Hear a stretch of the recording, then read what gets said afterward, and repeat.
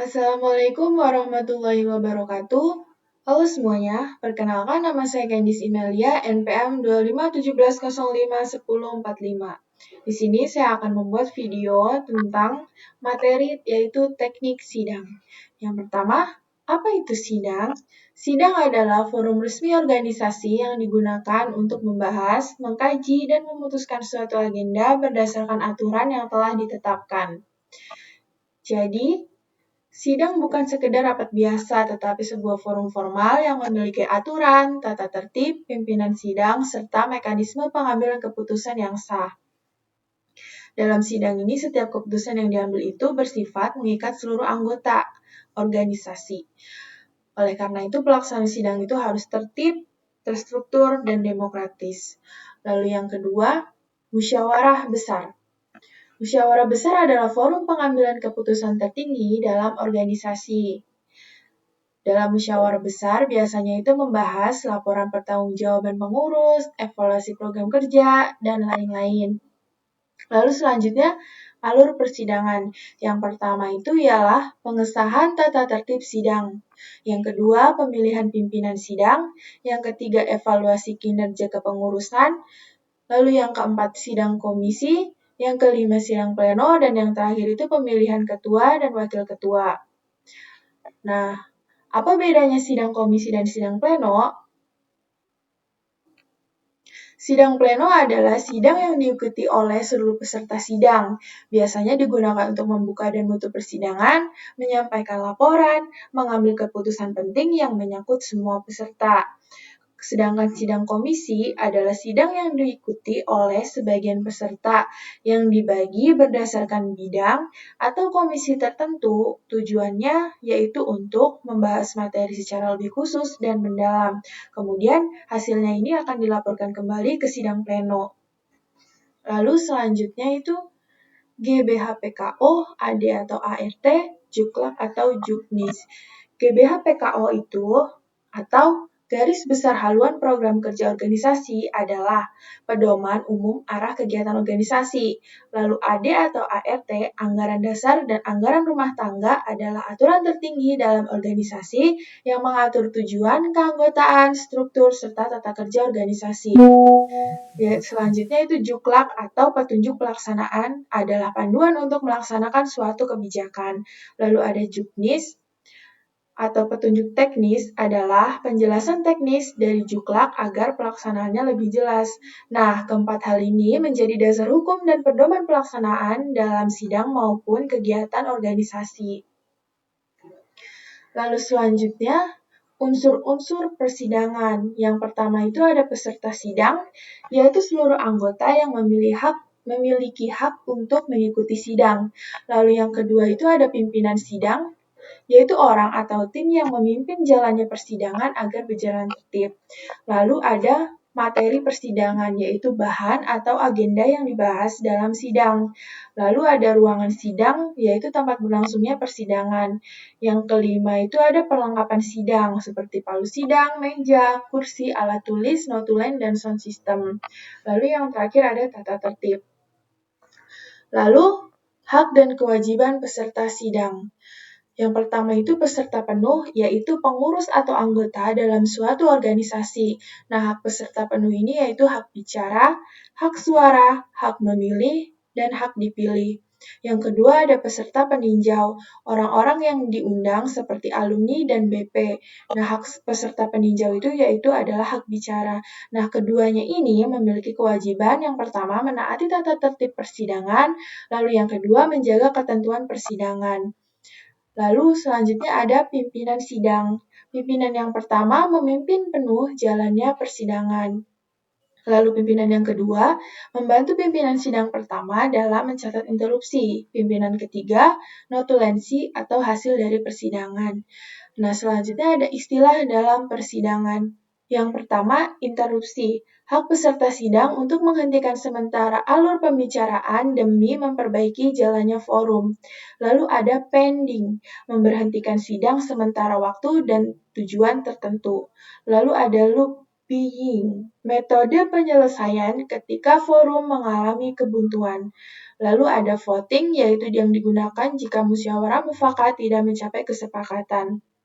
Yang terakhir ada skorsing atau penundaan persidangan untuk sementara waktu. Sekian materi yang pertama. Terima kasih.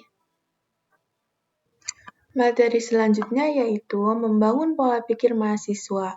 Jadi, materi ini diperuntukkan untuk pembekalan mahasiswa baru tentang pentingnya berorganisasi. Mahasiswa bukan hanya dituntut untuk cerdas secara akademik, tetapi juga harus memiliki pola pikir yang dewasa, mandiri, dan bertanggung jawab. Oleh karena itu, mari kita pahami materi ini dengan sebaik-baiknya.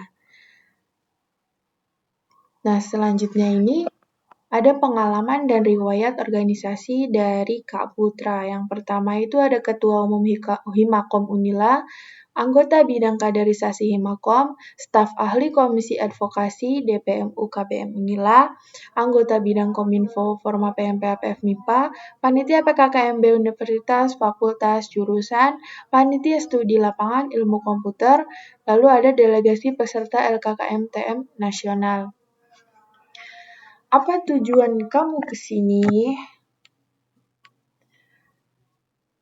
Nah, menjadi mahasiswa bukan hanya sekedar menggunakan alma mater, masuk ke kelas dan mendapatkan nilai atau lulus begitu saja. Tetapi tujuan utama yang sebenarnya menjadi mahasiswa adalah mengembangkan potensi diri, membentuk pola pikir yang matang, mempersiapkan masa depan, menjadi pribadi yang mandiri dan bertanggung jawab. Mahasiswa harus berani berbicara, berpendapat, dan mengambil peran dalam lingkungan sekitarnya. Selanjutnya ada perbedaan siswa dan mahasiswa. Yang pertama itu ada tingkat pendidikannya, sudah pasti. Siswa berada di tingkat SD, SMP, SMA, atau SMK, lalu mahasiswa berada di perguruan tinggi, universitas, atau politeknik. Yang kedua ada kemandirian. Siswa itu masih banyak dibimbing oleh guru-guru. Tapi kalau mahasiswa harus mandiri dalam mengatur waktu dan belajar. Yang ketiga ada cara belajar. Siswa itu cenderung menghafal, sedangkan mahasiswa dituntut untuk diskusi, riset, berpikir kritis, dan analitis. Lalu yang keempat, peran dan keputusan. Siswa memiliki ruang keputusan yang terbatas, sedangkan mahasiswa lebih bebas berpendapat dalam mengambil keputusan. Lalu yang kelima, pengembangan diri. Siswa fokus pada pembelajaran dasar, sedangkan mahasiswa aktif dalam berorganisasi, magang, dan membangun portofolio. Yang terakhir ada persiapan kerja. Kalau mahasiswa itu mulai membangun karir dan pengalaman, sedangkan siswa tahap eksplorasi dan minat. Selanjutnya ada realita pendidikan masa kini. Di sini ada banyak-banyak kasus dari realita pendidikan masa kini. Jadi saat ini nih realita pendidikan menunjukkan bahwa persaingan kerja semakin ketat, perusahaan tidak hanya melihat nilai akademik, lalu pengalaman organisasi itu sangat diperhitungkan, soft skill seperti komunikasi, kepemimpinan, dan kerja tim menjadi sangat penting. Mahasiswa yang hanya mengandalkan IPK tanpa pengalaman cenderung kalah saing dengan mahasiswa yang aktif berorganisasi dan memiliki pengalaman nyata di lapangan. Lalu, apa yang harus kita lakukan sekarang sebagai mahasiswa? Sebagai mahasiswa, ada beberapa hal penting yang harus dilakukan sejak dini. Antara lain, mulai mengenali potensi diri, aktif dalam kegiatan kampus, mengikuti organisasi atau kepanitiaan, mengembangkan soft skill, membiasakan diri berpikir kritis, dan bertanggung jawab. Jadi, mahasiswa tidak boleh menunda untuk berkembang karena waktu kuliah itu sangat terbatas.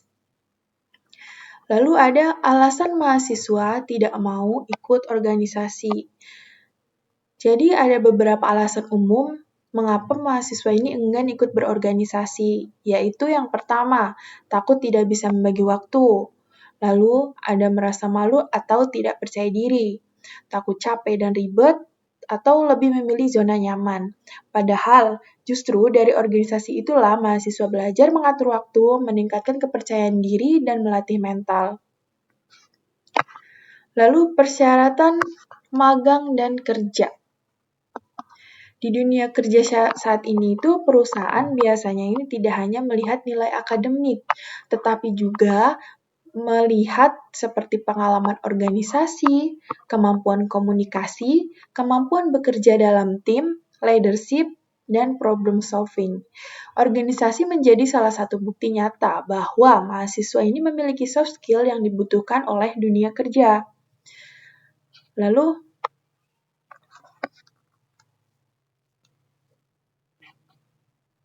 apa langkah selanjutnya?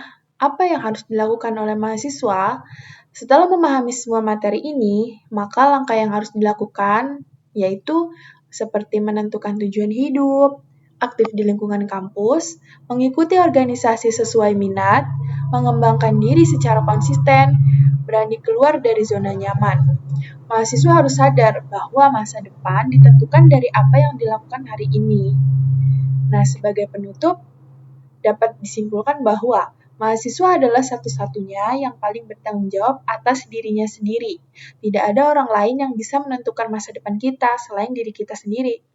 Dengan membangun pola pikir yang benar, aktif berorganisasi, dan terus mengembangkan diri, kita akan menjadi mahasiswa yang siap menghadapi tantangan dunia kerja dan kehidupan bermasyarakat. Terima kasih. Sekian dari saya. Wassalamualaikum warahmatullahi wabarakatuh.